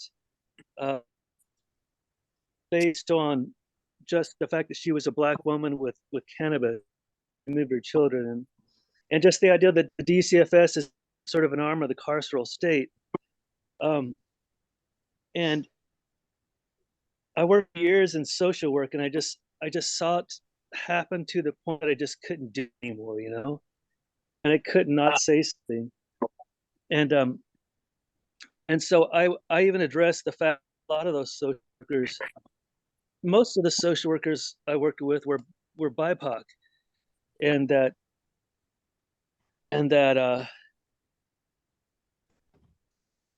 the idea of bourgeois Black capitalism and the carceral system in Los Angeles is a real problem.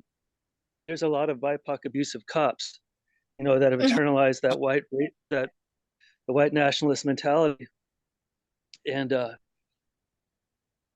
host bourgeois entertainment industry that kind of dominates, the Hollywood club scene, but yeah, we had a really interesting conversation about all those intersecting factors of culture and ethics, and just the systems of care that are necessary, even though they're not perfect, like health, and yeah, I love his heart. I love his heart. Maybe I'm biased because I grew up Pentecostal. I was like a preacher, And so my kind of talks like Cornel West when he's preaching, even though he's spewing fundamentalist poison enough. Yeah. But Cornell, I love Cornell. I think, if anything, I just want to see him face. I want to see him go toe to toe with some of these guys and demanding answers on their atrocious ethics. And so Absolutely. I would pay to see that. I agree too. I really would agree too. I think he's more of the calm in the storm, and he really listened to what the people have to say in comparisons to what I see out of the Republicans and the Democrats, which we don't need to look at any kind of nighttime drama show. We can see it right there between those two parties, because I think they're all in a cahoots together. Mhm. And only thing they doing is feeding off of each other drama to entertain the people, and that's about it. But they have their own hidden agenda. So Dr. West is like a calm in the sea, in the storm. The Dems and Reps are each other's controlled opposition. Everything that they do is just pandering, because like you said, they're keeping the masses distracted with their bullshit as if they're not working towards the same collective goals. The only fucking difference between them is that Republicans will be like, yes, we're gonna fuck you over with this and we don't care. And Dems will be stupid pandering fucks and throw on some kente cloth and wave a rainbow flag and, you know, put up a sign that says hashtag BLM while they're still fucking you over in the same manners as the Republicans are. They just are, you know, not truthful about it. That said, while I do appreciate Cornell's stance and the things that he's speaking out on, this system does not allow people who are outside of that dichotomy, that duopoly, to actually take power. And if anything, if they see him starting to gain momentum like how Bernie did, they will shut his shit down in one way or another, or they'll probably try to enact violence against him, whether it be framing him for a crime or making it look like he committed suicide via 2 shots to the back of the fucking head. Because the system doesn't even want that type of reform to be brought to the table, because that alone is a threat. But it's really going to take revolution. As much as I appreciate there being people out there like him who speak honestly on the fucking problems that we're dealing with, the system as it is will not allow itself to lose this power stranglehold that it has held for so many years. It will shut anybody out and shut them down who tries to change it from within. And that's what I believe. That's right. That's what I believe too. That's right. It's like a force. It's like a locomotive, a train wreck that that's going to derail. Yep. And whatever it is just both parties gonna do whatever they can. They're gonna shut out you know, Dr. West. They're gonna shut him out and shut him down. Because it's a bigger agenda. Well, let me say something in reference to Cornel West. I've met him and I've spoken with him on a few occasions. You know, during the Attica 40 and the Attica 50, I was able to you know, they drove me down to the city to for a meeting, and Cornel was there and I spoke with him. He's a good speaker. I'll say that. He's a hell of a good speaker. He has a good mind too. But you know something? So did Eldridge Cleaver had a good mind. And so that Eldridge Cleaver was a good talker. But he didn't get it. He didn't have the backing. Cornel West is not going nowhere. Just like what Tricia said. these people, if they see that somebody is causing chaos for them, because right now the Democratic and the Republican Party, they're both in chaos. They don't have no one really to choose. You know, Nope. there's no politician, no active, no real politician to come forth, you know, and talk. So they got Cornell by chance. I never asked Cornell what was his position, you know, but I'm pretty sure, man, that he has a radical position. You know, Yeah, that's why he's independent. That's yeah, why he's a third party. he has a radical position, but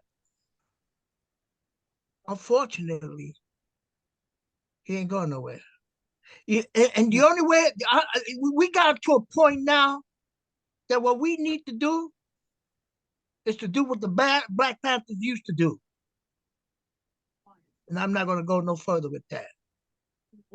Beautifully Oh, said, but some Comrade Shay. We know what you mean, and it's not participating in electoral politics. Yep.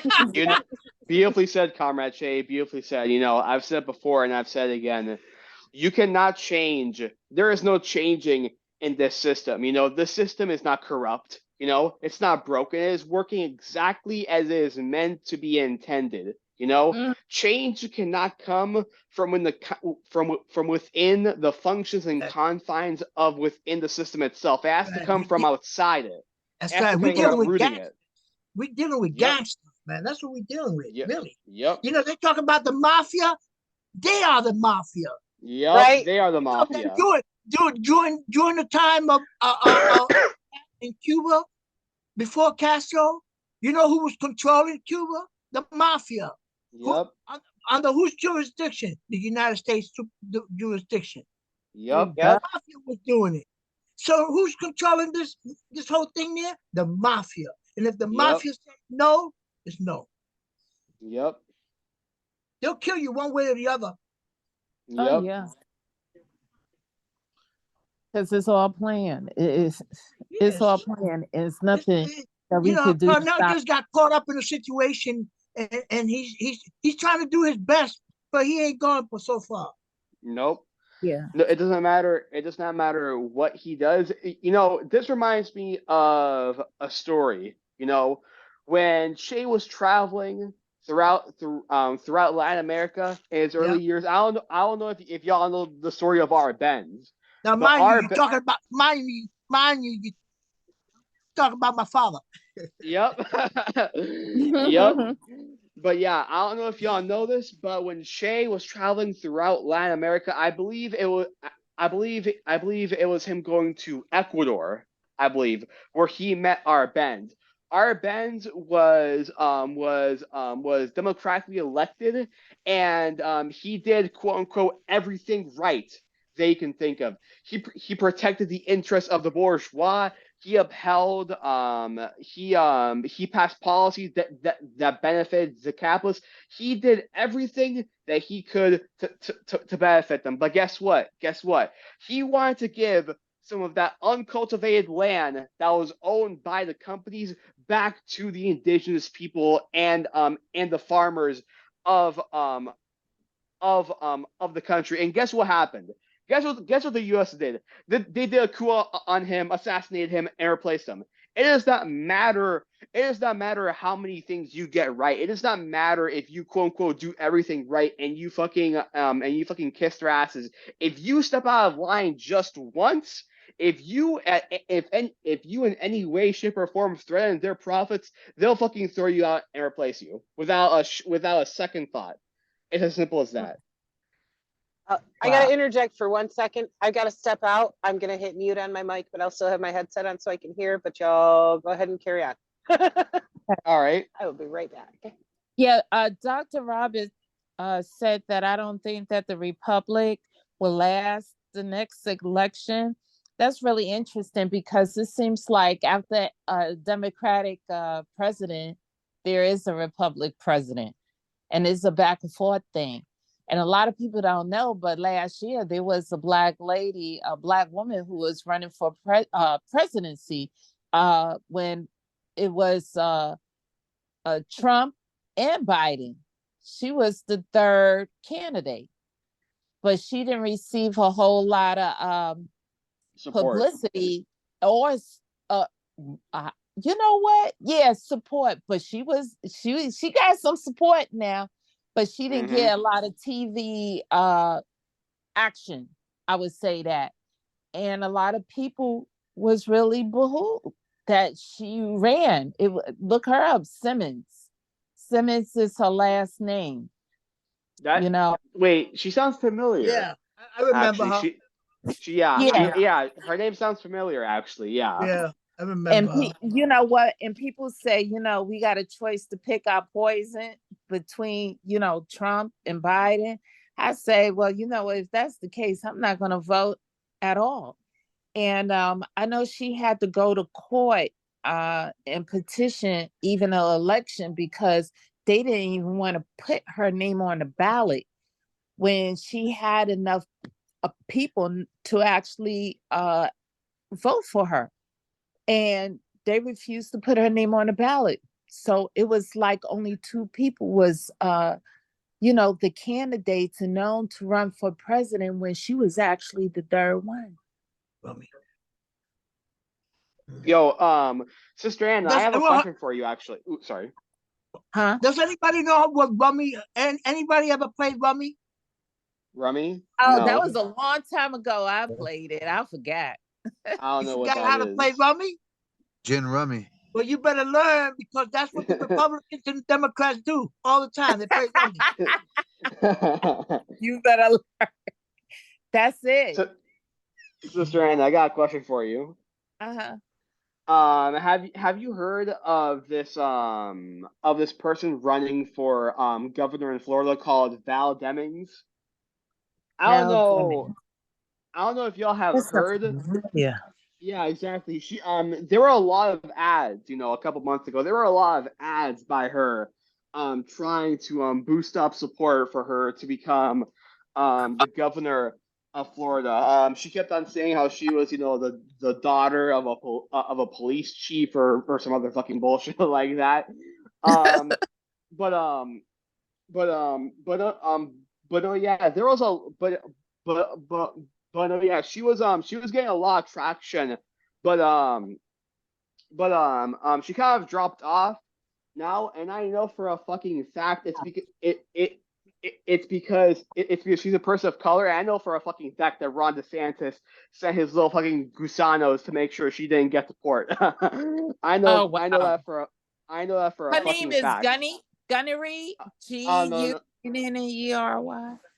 No, it's Val Demings. VAL, that's her first name, and then Demings. DEMINGS. Oh, Val. Okay. Yo, Sister Anna, Uh-huh. thank you. You welcome. Sister You know Anna, you know why I say thank you? Why, brother? For being here tonight. Oh, hell yeah. Oh. Damn right. Yo, Sister At Anna, I first- always. Sorry. Oh, go ahead, Gabby. Go ahead, brother. No, I was gonna say I am so happy that you're here. I always enjoy and love, Aw. having you around and just hearing your conversations and your points. I just love you. I love you. I love Kay. I love every single last one of you guys. You're a You're all spark. my comrades. You're a spark. You are a spark amongst other sparks. I'm not saying everybody else is not a spark because they are, but you are a spark amongst all the other sparks. Man. Thank you, I Comrade really Jay. appreciate it. I was having problems getting on because, with the Apple phone, you can't just click onto the Zoom. You got to go through another browser like Safari, or you may have to go to, what's the other one, Gabby? Google. What's the other one? It's not even Google. You have to go to Chrome's. Oh yeah, you gotta go to Chrome's. Yep. That's how I got through. I'm confused. Sister Anna, I always download the apps. I never go through fucking Safari because it is always a nightmare. There are so many pop-ups and it takes a while to load and everything's so slow. I always download the app rather than use Safari. Hell,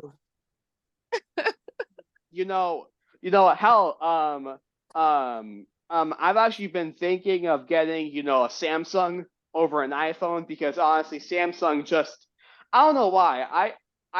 To me, I've always just noticed that Samsung has better functionality than Yes, it iPhone. does. You That's what I know, got. because with a Samsung, at least you're getting something different, At least you're actually You getting do. something that's actually fucking different. But with an iPhone, it's literally just the same goddamn shit. It's literally It just the is. same goddamn phone, but with a different camera system. That's all it is. It's literally, if anything, Apple is taking things away from the iPhone. First they took away the fucking finger circle thing. Next they took the ear pod jack. Before you know it, they're gonna take the fucking audio away from the That's iPhone. it. Matter of fact, Apple wasn't doing good based on the Dow Jones to start. It wasn't, and it seems like at the end of the day, that's when their stock mark. Oh my God, it just dropped. Yup. I'm not an expert on the stock market, but when I see things in red, I'm like, and Nike is not doing well now. I mean, it's a lot. I'm like, whoa, this is crazy. Yup. This is It crazy. is. I'm looking at the clock and we're over 2 hours at this point. Oh wow. Yeah. Oh, God. So, does anybody else have any thoughts to wrap things up as far as the material we read today? Mm. Mm-mm. Nope. Honestly, Nope. Same I just want to shit say, we all going through. yup. I just want to say, I love you guys, and y'all are awesome. Y'all are some of the best. Oh, I love you Y'all, too. y'all are some of the best revolutionaries that I have ever met, ever, and I'm glad to be here with you guys, and form solidarities with some of the best comrades I've ever met. All power to the people. All power to All That's power. it. All power. All power to the babies. All power, comrades, and Panther love. Oh yeah. Thank you all for joining today and taking part. This has been another dope ass conversation and Oh good hell political yeah. analysis as always. And Yeah. I'm not sure if I will be on Sunday too or not, but if not, then I'll see y'all back here on Monday. All All right. power. All power. All Yeah. power. the people. Have a Take good care. weekend, everybody. Love, Mwah. man. You too. Bye.